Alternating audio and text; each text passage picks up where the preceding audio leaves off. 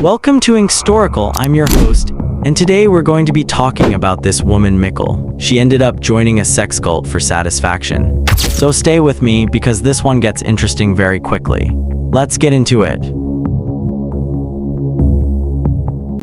In 2014, a 28-year-old woman named Mikkel was living in Brooklyn, New York. Like many people her age, she felt a bit lost. She wasn't happy with her sex life, she felt awkward about her body, and she struggled to talk about her needs. She wanted more from her relationships but didn't know how to get there.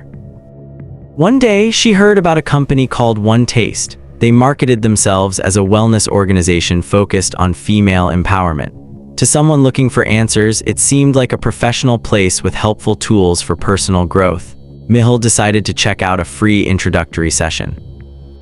When she walked in, the place felt welcoming. The people there seemed relaxed, open-minded, and like they had their lives completely together. They introduced her to a practice they called orgasmic meditation, or OM.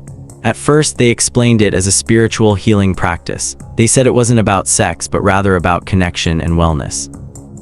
Mikkel tried it out, she felt good afterward, and she started thinking this was exactly the solution she had been searching for. She wanted to dive deeper, so she started looking into their programs. One Taste offered everything: classes, workshops, retreats, and private coaching.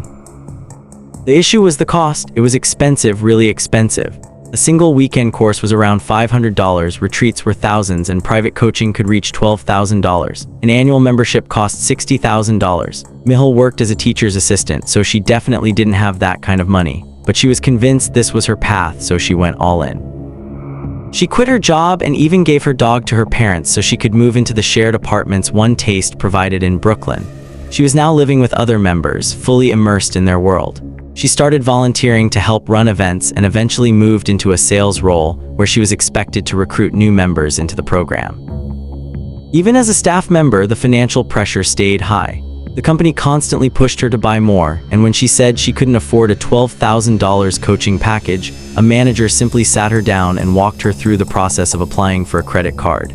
They literally showed her how to go into debt just so she could keep paying them. Over time, the reality of the situation became impossible to ignore. It wasn't about wellness or empowerment. It was a business designed to keep people in debt. It felt like a subscription service where you had to keep paying to stay part of the group. Other members were being pushed to the brink, and the staff were being misled too. They were promised good commissions and a rewarding career, but in reality, they were working long hours for almost no money. If they ever complained, they were told they had a scarcity mindset and were shamed for it. It's hard to leave a group like that when you've given them your entire life, your job, and your savings. But then, the situation got much worse. The co-founder of the company, a woman named Nicole, began asking members to have sex with investors and potential customers to help raise money for the company. What started as a personal practice turned into an obligation. If staff members had a disagreement, they were told to resolve it by having sex with each other.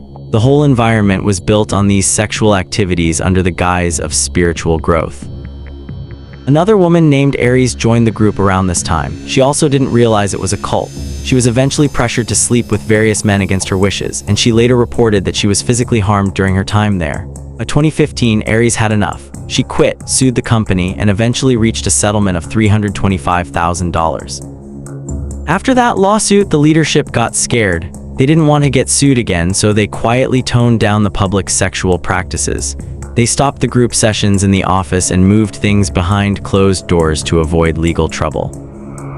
By 2017, the leadership decided they wanted to rebrand. They wanted to move away from the cult label and become a mainstream wellness brand. They even invited a reporter from Bloomberg News to write a story about their pioneering wellness techniques.